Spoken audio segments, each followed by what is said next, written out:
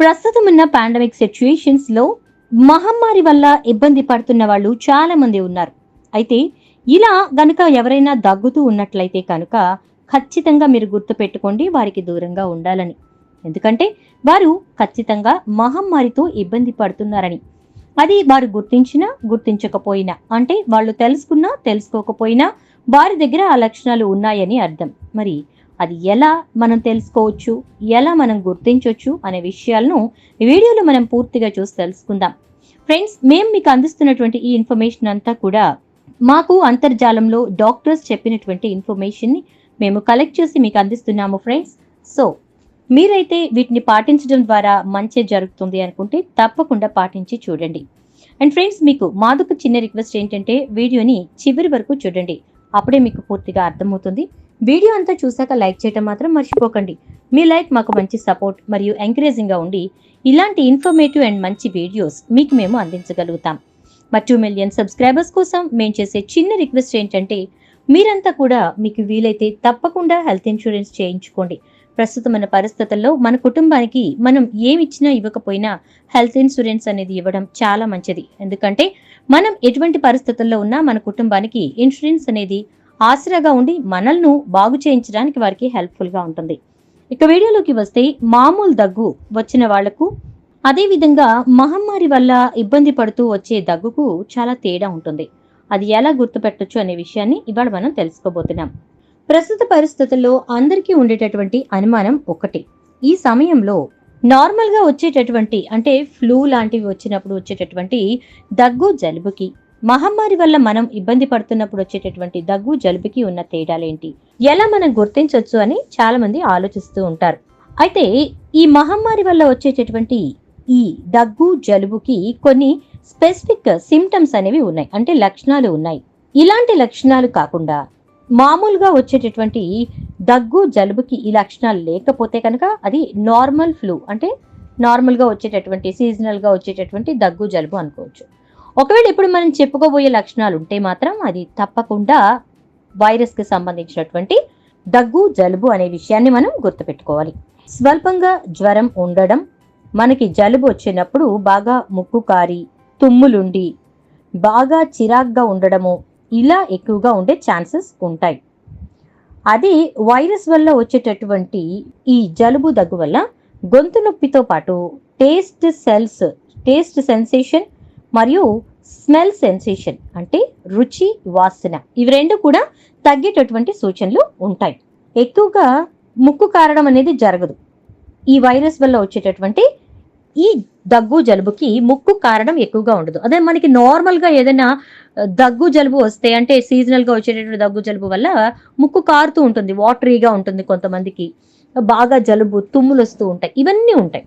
కానీ ఈ వైరస్ ప్రస్తుతం ప్రపంచాన్ని ఏదైతే వైరస్ పట్టి పీడిస్తోందో దీని వల్ల వచ్చేటటువంటి దగ్గు జలుబులో మాత్రం ముక్కు కారడం అనేది ఎక్కువగా ఉండదు. గొంతు నొప్పితో పాటుగా కొంతమందిలో బాగా ఎక్కువగా తలనొప్పి, అదే విధంగా గొంతు నొప్పి, అది కూడా జ్వరం కూడా 100 నుంచి 102, 104 వరకు వచ్చేటటువంటి సూచనలు కూడా ఉంటాయి.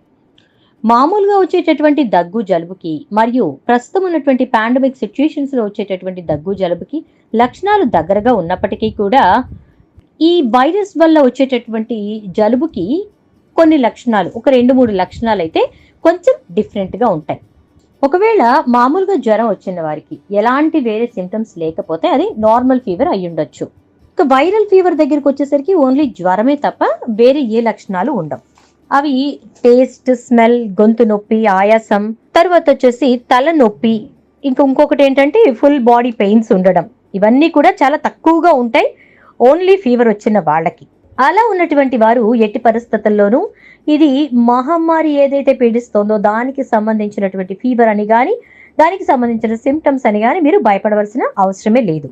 జస్ట్ ఒక పారాసెటమాల్ టాబ్లెట్ ని ఒక 3 సార్లు తీసుకుంటే, మన ఇంట్లోనే ఉండి తీసుకుంటే సరిపోతుంది అని చెప్పి మనకు ఈ విషయాలన్నీ కూడా డాక్టర్ శిల్ప గారు చెప్తున్నారు. ఆవిడ సూచించినటువంటి ఆ సూచనలను మేము మీకు ఇప్పుడు అందిస్తూ ఉన్నామన్నమాట. సో ఇంట్లోనే ఉండి ఈ పారాసెటమాల్ టాబ్లెట్స్ అనేవి తీసుకుంటే 3 టైమ్స్ తీసుకుంటే సరిపోతుంది. అండ్ అదే విధంగా మీకు వీలైతే ఒక పల్స్ ఆక్సిమీటర్, మనకి చిన్నది చాలా మెడికల్ స్టోర్స్ లో దొరుకుతుంది, అదొకటి తీసుకొచ్చుకొని చక్కగా తెచ్చుకుని మీ ఆక్సిజన్ సాచురేషన్ ఏ వేలుకి పెట్టినా కూడా తెలిసిపోతుంది.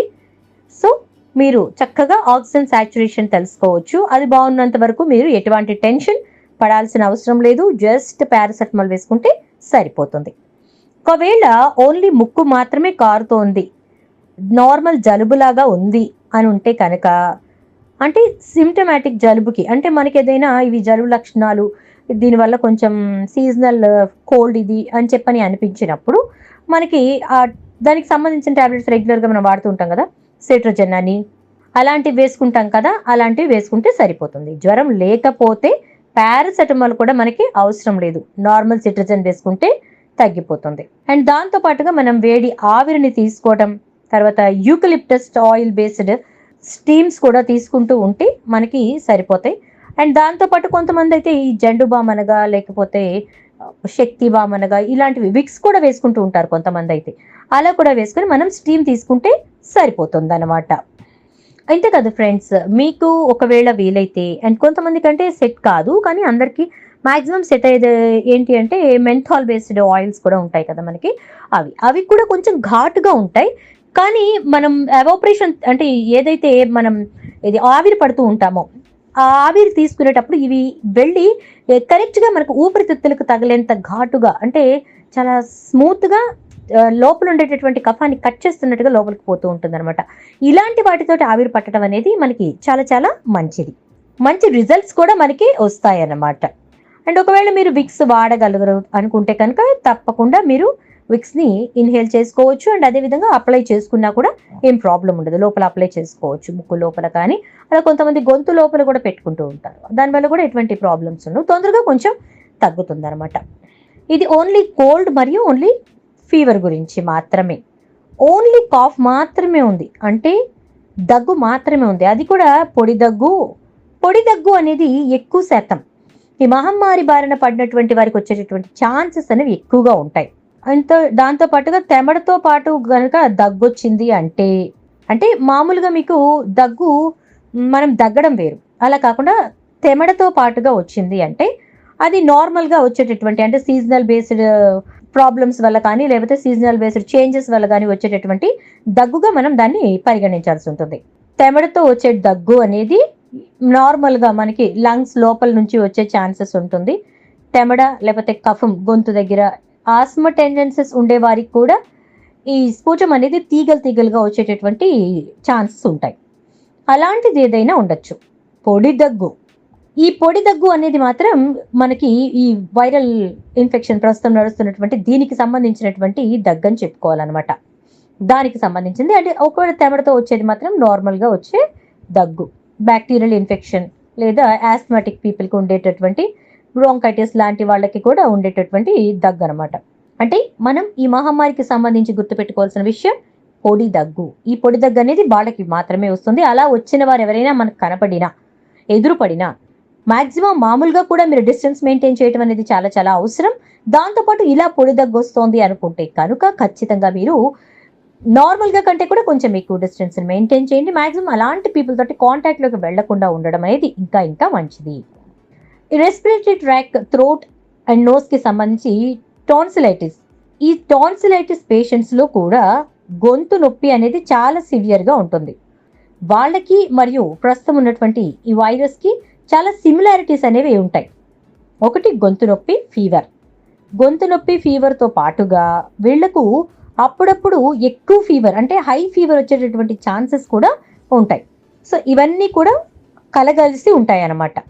ఒకవేళ డాక్టర్ దగ్గరికి వెళితే డాక్టర్స్ ఏం చెప్తారు చూస్తారంటే టాన్సిల్స్ ఎన్లార్జ్ అయ్యుండి దాని మీద చిన్న చిన్న వైట్ కలర్ ఫాలికల్స్ లాగా ఉంటాయి. అలాంటి ఫాలికల్స్ లా ఉంటే దాన్ని టాన్సిలైటిస్ కింద కన్సిడర్ చేసి యాంటీ బ్యాక్టీరియల్ మెడికేషన్ అనేది బాగా ఇవ్వడం జరుగుతుంది. అవి పెట్టుకుంటారు.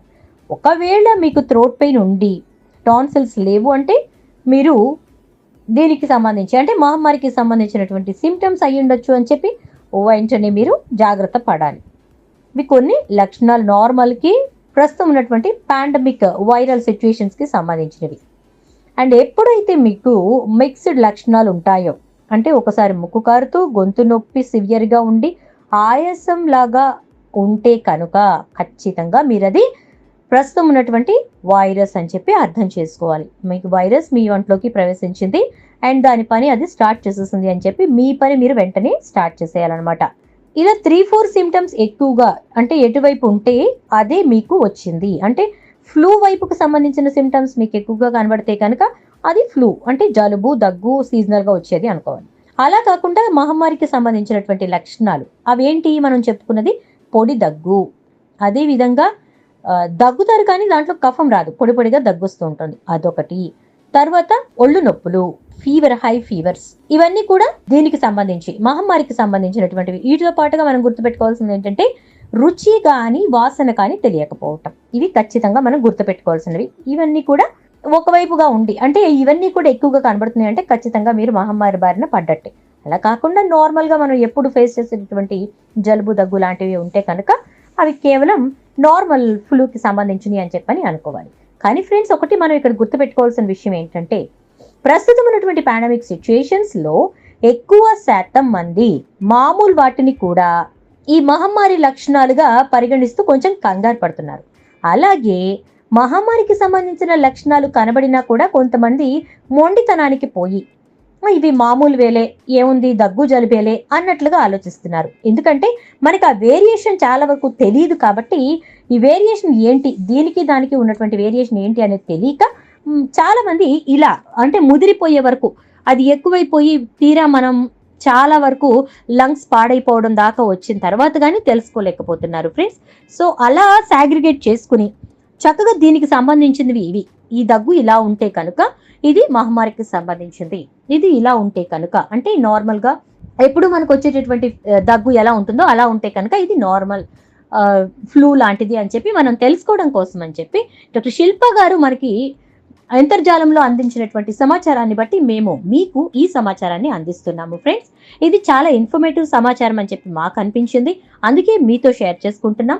మీకు కూడా ఇది చాలా మంచి ఇన్ఫర్మేషన్ అని అనిపిస్తే మీ వాళ్ళతోటి మీ ఫ్రెండ్స్ తోటి తప్పకుండా షేర్ చేసుకోండి ఫ్రెండ్స్. ప్రస్తుతం ఉన్న పరిస్థితుల్లో మనం ఒకరితో ఒకరు ఇన్ఫర్మేషన్ షేర్ చేసుకోవడం ద్వారా కూడా మనల్ని మనం కాపాడుకోగలుగుతాం.